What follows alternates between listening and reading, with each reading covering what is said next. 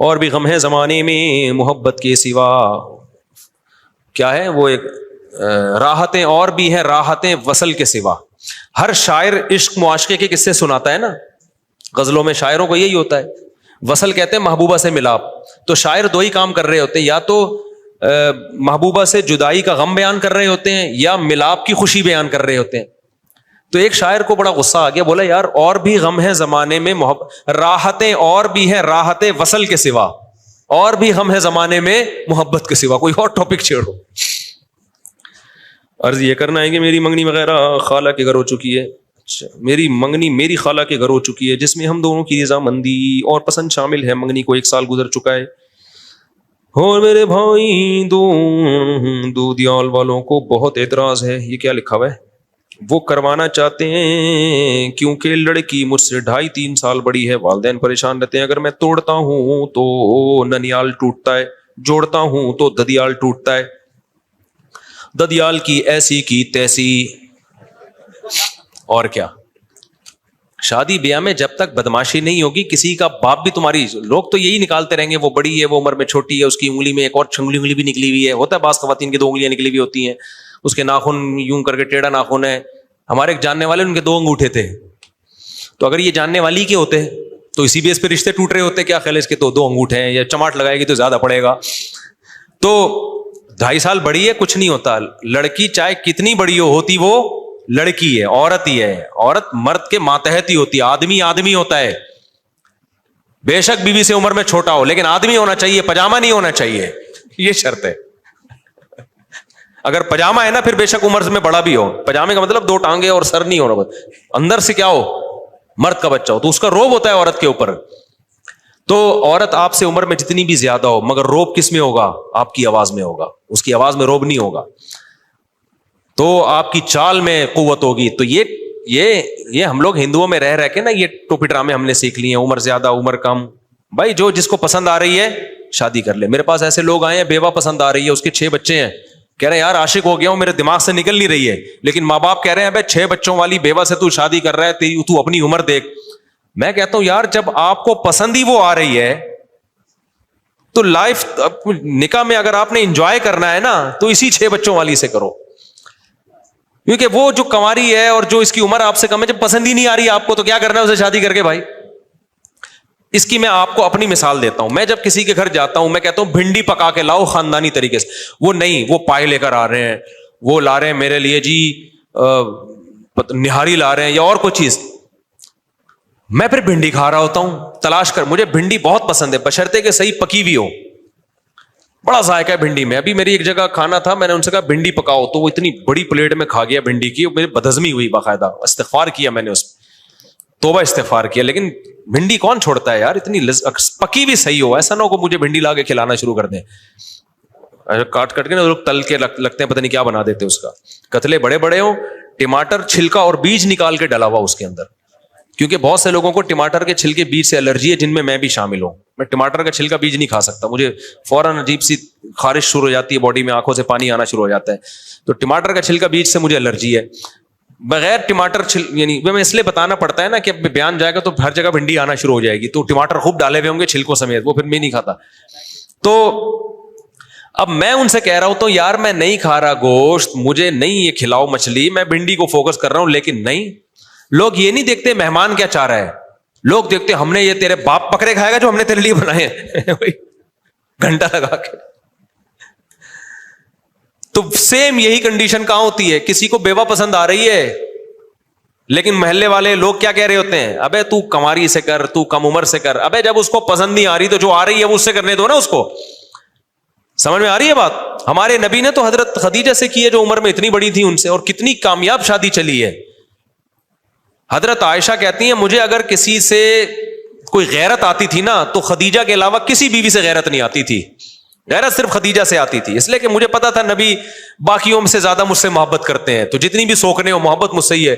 لیکن کہتے جب حضرت خدیجہ کا تذکرہ کرتے نا تو جس انداز میں کرتے تو مجھے لگتا کہ مجھ سے بھی زیادہ محبت کس سے ہے, خدیجہ سے. تو اس لیے حضرت عائشہ نے ایک دن کیا فرمایا, صحیح بخاری کی حدیث, یا رسول اللہ, اللہ نے آپ کو کماری بیوی دے دی, کم عمر دے دی, آپ ابھی تک اس بوڑھی عورت کو یاد کرتے ہو جس کے سرخ جبڑے تھے. یہ حضرت عائشہ کے الفاظ ہیں, ہمارے نبی کو غضبناک ہو گئے. پھر آپ نے خدیجہ رضی اللہ عنہا کی تعریفیں شروع کر دی. تو آپ کو جو پسند آ رہی ہے بھائی، عمر میں زیادہ عمر میں کم ہو، 18 بچے ہوں، 2 بچے ہوں، 1 بچہ ہو، بچہ ہو ہی نہیں، جو پسند آ رہی ہے اس سے کرو. اور آپ کا ابا عقل مند ہوگا نا، وہ بھی کہے گا یار میرا بچہ جب اس میں خوش ہے تو اس کو سکون اسی میں ملے گا. جب بیوی سے انسان کو سکون ملتا ہے تو ابا کو بھی سکون دیتا ہے، اماں کو بھی سکون دیتا ہے. ورنہ بیوی آپ کے سکون کی نہیں ہے، وہ ادھر ٹینشن پارسل، ابا کو ٹینشن پارسل کرے گا. یاد رکھو ٹینشن ایسی چیز ہے جو متعدی ہے. ٹینشن جو ٹینشن کا مریض ہے نا وہ اکیلا نہیں ہوتا، وہ قبر میں جانے سے پہلے 25 لوگوں کو ٹینشن کا مریض بنا کے جاتا ہے. تبھی تو میں وہ لطیفہ سناتا ہوں کہ ایک عورت اپنے شوہر کو لے کر گئی ڈاکٹر کے پاس اور کہنے لگی ڈاکٹر صاحب یہ ڈپریشن کے مریض ہیں. تو ڈاکٹر نے انٹرویو لیا، بیماری سمجھ گیا. ڈاکٹر نے نیند کی گولی دی اس کی بیوی کو. اس خاتون نے کہا یہ میں نے انہیں کب کھلانی؟ اس نے کہا یہ آپ نے کھانی ہے. جتنا آپ سوئیں گی یہ اتنا جلدی ریکور ہوں گے. سمجھ میں آ رہی ہے بات؟ آپ کے جاگنے کی وجہ سے ان کو ٹینشن ہو رہی ہے. تو مائی ڈاکٹر تھا. تو جو پسند آ رہی ہے بھائی وہ کیا ہے؟ بعض لوگ کیا ان کو کوئی بلیک کلر کی پسند آ رہی ہوتی ہے، ماں باپ نہیں کرنے دے رہے، ہمارا سارا خاندان چٹا ہے، بچے چت کبرے پیدا ہو جائیں گے ہیں بھائی. ایک آدمی کو اپنی کزن سے عشق ہو گیا، کزن تھی تھوڑی بلیک، اس کو وہ اٹریکشن تھی اس کی نظر میں. اب پورا خاندان دشمن ہو گیا. ابا اس نے کہا ایسی کی تیسی کر لی شادی، آج بڑی اچھی لائف گزار رہے ہیں الحمدللہ، وہ خوش ہیں میاں بیوی. تو اللہ میاں نے جو اتنی عورتیں پیدا کی ہیں کسی نہ کسی کے لیے اس میں اٹریکشن رکھی ہے تاکہ وہ نہ کرے تو دوسرا کر لے. لیکن آپ نے اگر سوسائٹی کی وجہ سے ایک معیار بنا لیا تو سمجھ لو پھر کل آپ کی بیٹیوں کا بھی بیڑا غرق ہوگا. ہو سکتا ہے کوئی تھوڑا سا ہے وہ اور لوگ کہیں مجھے پسند تو آ رہی ہے لیکن میری اماں منع کر رہی ہیں، میرے چاچو منع کر رہے ہیں.